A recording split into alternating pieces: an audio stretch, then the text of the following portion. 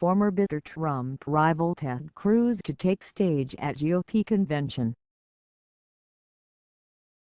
In the heat of the Republican primary battle, Ted Cruz called Donald Trump a pathological liar, narcissist and utterly amoral. In turn, Trump tagged Cruz Lyin Ted and suggested that his father, Rafael Cruz, had a hand in the Kennedy assassination. Cruz on Wednesday is expected to shelve that bad blood, at least temporarily, and take the stage at the Republican National Convention in Cleveland for one of the most anticipated speeches of the event. Cruz, runner-up in the Republican primary contest, is one of the highest-profile GOP personalities to speak at the convention, though he has not revealed what he'll talk about. Observers will be watching closely to see if he offers a direct endorsement of his former foe, which he has withheld since ending his campaign in May, or uses the big stage to advance his own political ambitions and an anticipated second run for the White House in the future. Is this going to be a Ted Cruz saying, "Thank you to all my delegates, and by the way, I hate Hillary Clinton," said Larry Sabato, director of the University of Virginia's Center for Politics? Or is he going to say, "Ladies and gentlemen, given the choices, we're going to have to stand with Donald Trump. It will matter"? Cruz's speech comes at a time when the Republican Party faces serious chasms between pro- and anti-Trump factions. Former presidents and party stalwarts George H.W. Bush and George W. Bush, former GOP presidential candidate Mitt Romney and Ohio Governor John Kasich have chosen to skip the Cleveland gathering.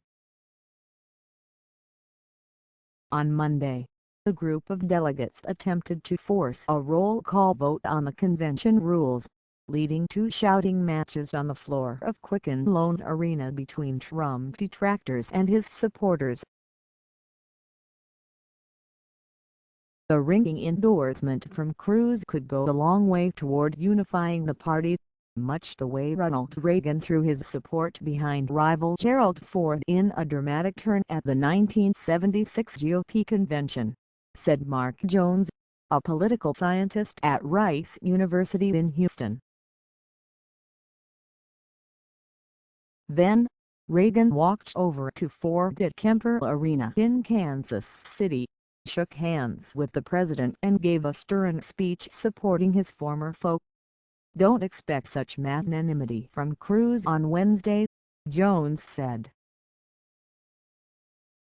By supporting Trump too closely, Cruz risks alienating many of the conservative supporters he gained the past year on the campaign trail, many of whom feel Trump's stands on issue are not conservative enough, he said.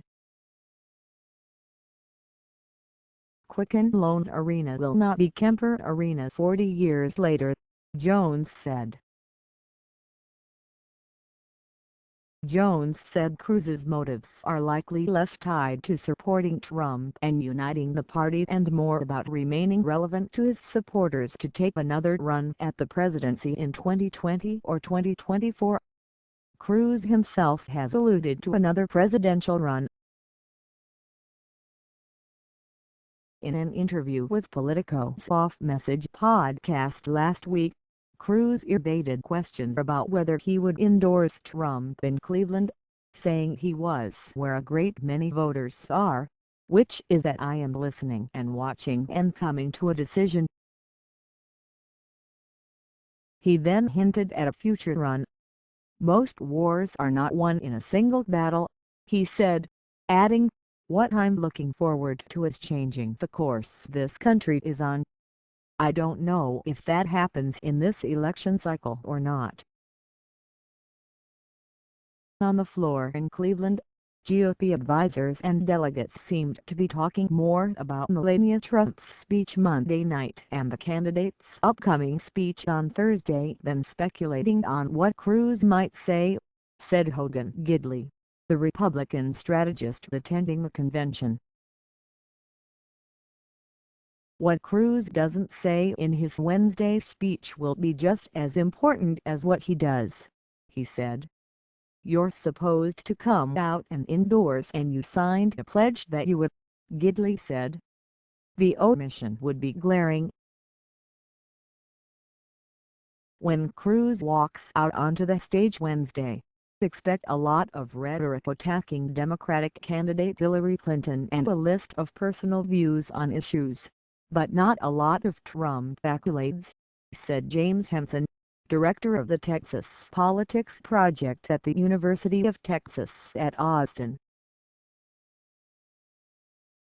Bad blood doesn't thin that quickly. It's hard not to see this about his ambition when we certainly know it's not about supporting Trump, Henson said.